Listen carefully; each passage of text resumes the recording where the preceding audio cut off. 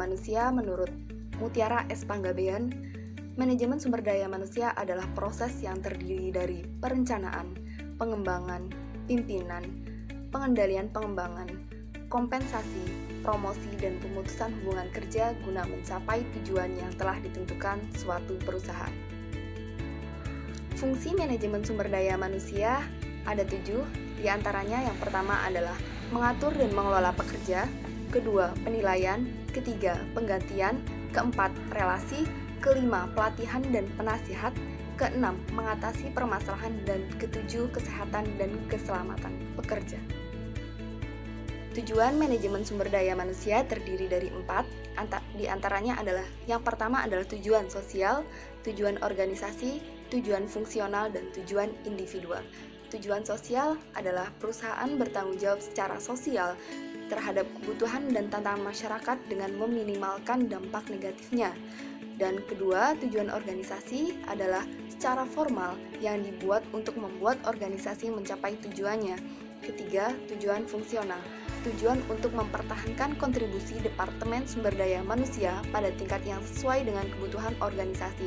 Dan yang terakhir, tujuan individual. Tujuan individual adalah tujuan pribadi dari tiap anggota organisasi atau perusahaan yang hendak mencapai melalui aktivitas dalam organisasi atau suatu perusahaan. Selanjutnya adalah ruang lingkup manajemen sumber daya manusia.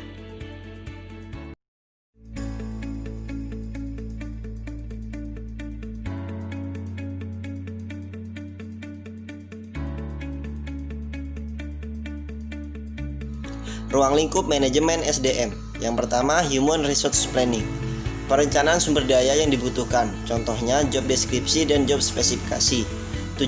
Tujuan Human Resource Planning yang pertama, mencegah terjadinya kelebihan pegawai. Untuk memastikan perusahaan mendapatkan karyawan yang tepat di waktu dan di tempat yang tepat, dan mempunyai kemampuan yang sesuai dengan job deskripsi yang telah diberikan. Yang kedua, untuk memastikan bahwa perusahaan bersifat responsif. Responsif di sini memiliki arti bahwa adanya perubahan yang terjadi di lingkungan perusahaan tersebut dan menyediakan pengarahan dan tujuan semua aktivitas dan sistem SDM. Yang ketiga, tipe-tipe yang ada pada perencanaan. Di setiap planning pasti mempunyai tipe-tipe yang mendukung adanya perencanaan tersebut. Yang ketiga, aggregate planning. Langkah awal dalam melakukan aggregate planning adalah dengan memperkirakan permintaan kebutuhan karyawan. Dalam melakukan hal ini, perusahaan harus mempertimbangkan strategi yang sudah diterapkan dan tingkatan yang diberikan. Job analysis, menganalisis dan menjelaskan secara rinci mengenai masing-masing pekerjaan atau jabatan dalam perusahaan atau organisasi. Tujuan job analysis yang pertama, rekrutmen dan seleksi.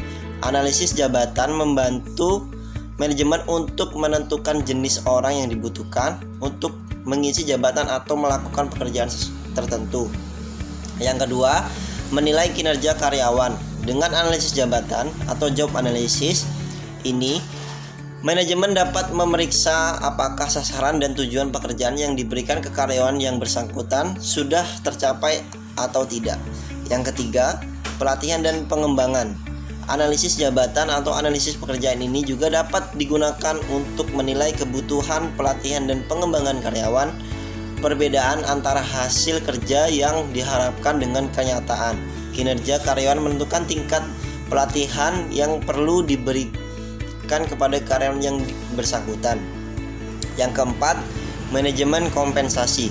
Job analysis atau analisis pekerjaan ini memainkan peranan yang penting dalam menentukan paket gaji, tunjangan, dan intensif karyawan. Manajemen SDM, rekrutmen dan seleksi. Perekrutan dan penyeleksian karyawan yang dibutuhkan sesuai dengan syarat, sistem, tata cara, dan proses yang telah ditentukan. Rekrutmen pada hakikatnya merupakan proses menentukan dan menarik pelamar yang mampu untuk bekerja dalam suatu organisasi. Rekrutmen sebagai suatu proses dimulai ketika para rekruter mengidentifikasi peluang atau lowongan pekerjaan melalui perencanaan SDM dan permintaan manajer. Perencanaan SDM tersebut berfungsi untuk menunjukkan peluang atau lowongan atau kebutuhan saat ini dan di masa akan datang, sehingga rekruter diharapkan akan menjadi lebih produktif. Selanjutnya, rekruter akan mempelajari dan menemukan persyaratan yang cocok, mereview informasi analisis pekerjaan yang digunakan untuk manajer, menemukan kode yang tepat dan bisa digunakan untuk memperoleh aplikan atau calon pelamar yang sesuai dengan kebutuhan. Dengan seleksi sebagai kegiatan yang dilakukan dalam manajemen SDM yang dilakukan setelah proses rekrutmen selesai dilaksanakan. Seleksi dilaksanakan setelah para pelamar atau aplikan terkumpul untuk ditetapkan sebagai karyawan dalam suatu perusahaan. Proses seleksi sebagai sarana yang digunakan untuk memutuskan aplikan yang akan dipilih atau diterima. Kegiatan seleksi mempunyai arti yang sangat strategis dan penting bagi perusahaan. Apabila dilaksanakan sesuai prinsip-prinsip manajemen SDM secara wajar, maka proses seleksi akan menghasilkan pilihan karyawan yang dapat diharapkan kelak memberikan kontribusi yang positif dan baik. Oleh karena itu, perusahaan dapat memberikan layanan yang terbaik bagi pelamar akan mendapatkan kepuasan. Sebaliknya, bila seleksi dilaksanakan kurang memadai, maka perusahaan akan memperoleh dampak negatif. Keluhan pelanggan yang tidak puas, produk yang dihasilkan akan berkurang dan tidak berkualitas, yang akan akibatnya membuat perusahaan mengalami kerugian. Oleh karena itu, seleksi harus dipersiapkan dengan baik melalui proses yang panjang dan biaya yang sangat besar agar hasilnya dapat dinikmati dan karyawan dapat bekerja dengan motivasi yang tinggi serta berkarya secara maksimal. Rekrutmen dan seleksi sebagai suatu sarana untuk menemukan sumber daya manusia yang dibutuhkan oleh organisasi, sehingga dalam prosesnya sangat penting untuk dilaksanakan dengan baik dan objektif. Pertimbangan-pertimbangan kualifikasi yang dibutuhkan seperti pendidikan, keterampilan atau keahlian, kemampuan kerja, pengalaman, kompetensi, komitmen, dan lainnya menjadi sangat penting untuk dikedepankan dalam proses rekrutmen dan seleksi sumber daya manusia dalam organisasi. Akhirnya, rekrutmen dan seleksi memainkan peran vital dan strategis dalam memenuhi kebutuhan organisasi akan sumber daya manusia yang berkualitas dan profesional sesuai prinsip-prinsip manajemen sumber daya manusia. Kekeliruan atau kelalaian atau kesalahan dalam rekrutmen dan seleksi akan berdampak pada proses perencanaan SDM organisasi dan selanjutnya akan berimplikasi pada menurunnya kinerja SDM dan organisasi. Orientasi adalah proses membantu pendatang baru untuk bergabung dalam organisasi dengan mudah dan cepat. Dalam proses ini, tinjauan praktis dari organisasi diberikan, di mana join baru diperkenalkan dengan orang-orang yang bekerja di organisasi untuk membuatnya merasa betah di lingkungan baru. Perusahaan menghabiskan beberapa minggu atau bahkan berbulan-bulan untuk orientasi rekrutmen baru. Tujuan dari dibentuknya program ini adalah untuk menghilangkan kecemasan dan ketakutan dari pikiran karyawan baru. Ini adalah fakta yang cukup diketahui bahwa karyawan merasa cemas ketika pertama kali bergabung dengan suatu organisasi. Mereka khawatir tentang bagaimana mereka akan dapat melakukan pekerjaan baru. Banyak karyawan merasa tidak mampu karena mereka membandingkan diri mereka dengan karyawan yang lebih berpengalaman. Program orientasi bertujuan untuk mengurangi karyawan yang lebih berpengalaman. Program orientasi bertujuan untuk mengurangi kecemasan karyawan baru dengan memberikan mereka informasi yang diperlukan mengenai lingkungan kerja dengan memperkenalkan mereka kepada karyawan lain. Beberapa topik umum yang termasuk dalam program orientasi karyawan adalah masalah orientasi berupa masa percobaan, peraturan disiplin, tata letak fasilitas fisik, kebijakan dan aturan perusahaan. Yang kedua, manfaat karyawan, meliputi skala gaji dan hari pembayaran, program pensiun, konseling, liburan dan hari libur. Yang ketiga, pengantar, yang meliputi supervisor, rekan kerja, pemimpin tim, manajer. Yang keempat, tugas pekerjaan, meliputi lokasi pekerjaan, tujuan pekerjaan, persyaratan keselamatan kerja, dan tinjauan pekerjaan. Baik, yang kelima yaitu performance appraisal. Nah, performance appraisal ini merupakan penilaian prestasi dan kinerja karyawan yang berguna untuk melakukan promosi, demosi, transfer, dan pemberhentian kerja. Nah, melalui performance appraisal ini atau penilaian kinerja yang tepat, maka individu dalam perusahaan akan belajar seberapa baik dia melakukan tugasnya dalam kurun waktu tertentu atau 12 bulan sebelumnya, yaitu tahun sebelumnya. Maka kemudian dapat menggunakan informasi tersebut untuk meningkatkan kinerja di pekerjaan di masa depan. Nah, setelah kita mengetahui apa itu penilaian karyawan atau performance appraisal, yang selanjutnya adalah indikator apa saja yang kita digunakan untuk menilai kinerja karyawan kita.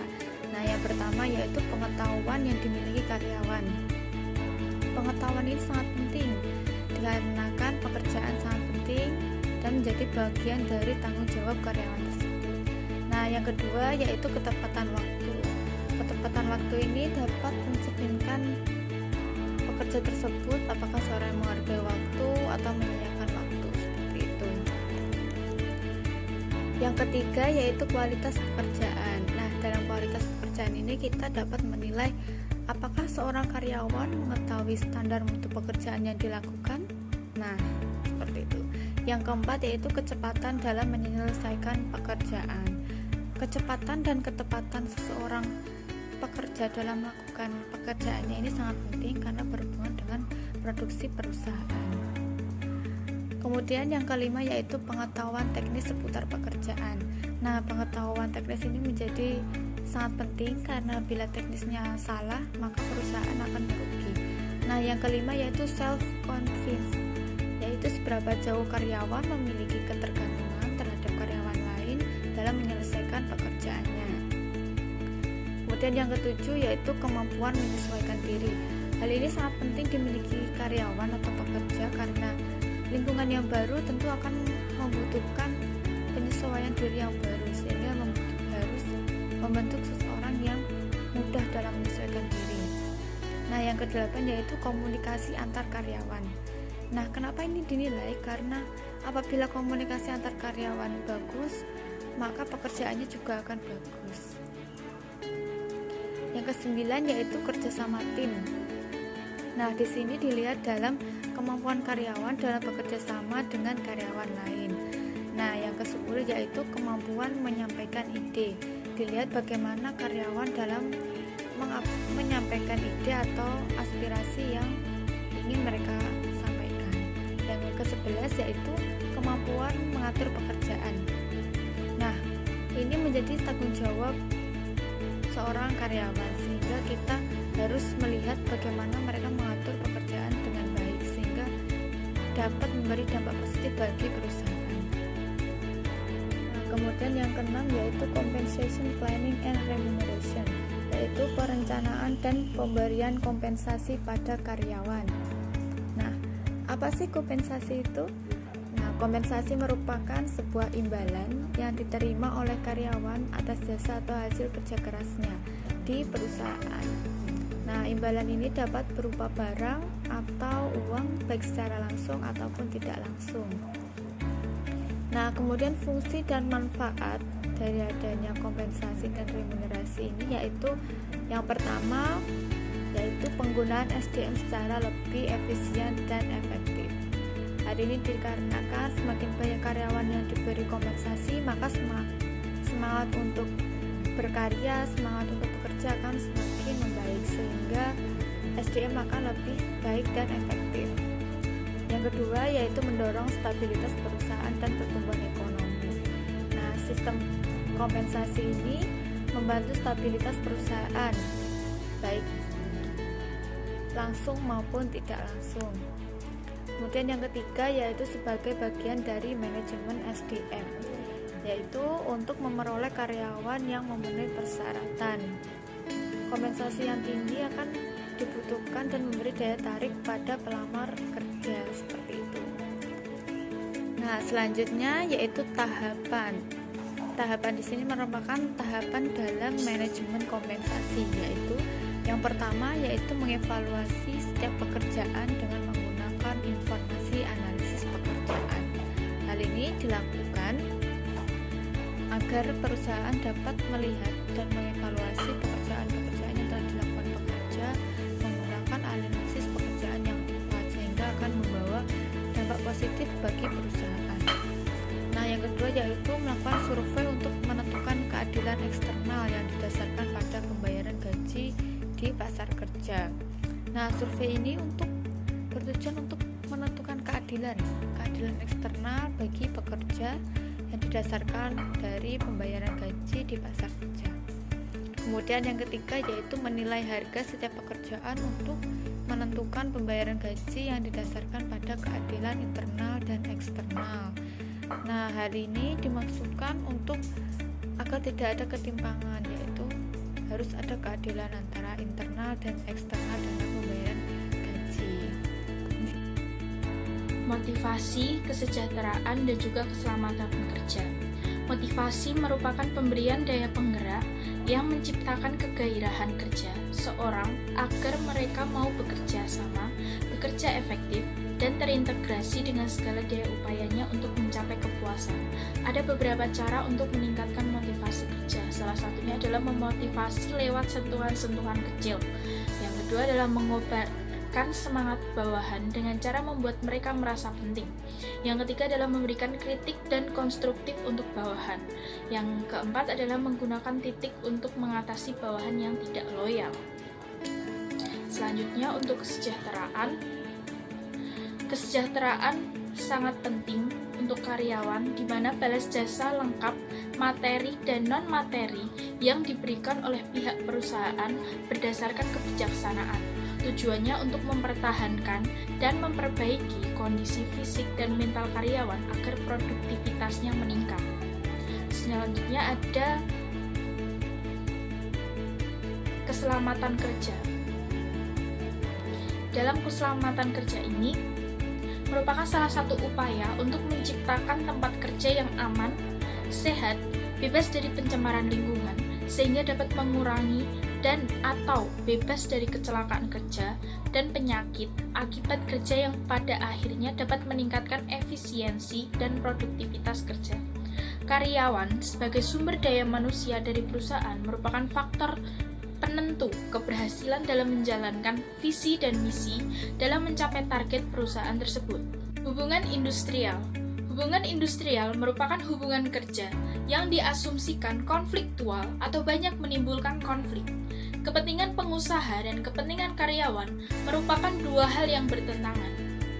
Sementara itu, manajemen sumber daya manusia menggunakan perspektif yang kurang pluralis, sehingga pengusaha dan karyawan memiliki minat dan tujuan yang serupa.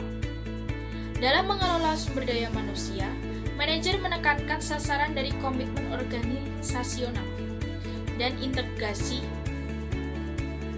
kebijakan dengan kebutuhan bisnis. Dapat dikatakan bahwa manajemen sumber daya manusia merupakan penjelmaan kerangka keseragaman atau kesatuan atau unitary, baik dalam perasaan legitimasi, otoritas manajerial, dan dalam penggambaran perusahaan sebagai tim dengan karyawan yang memiliki komitmen untuk bekerja dengan manajer untuk mendapatkan keuntungan.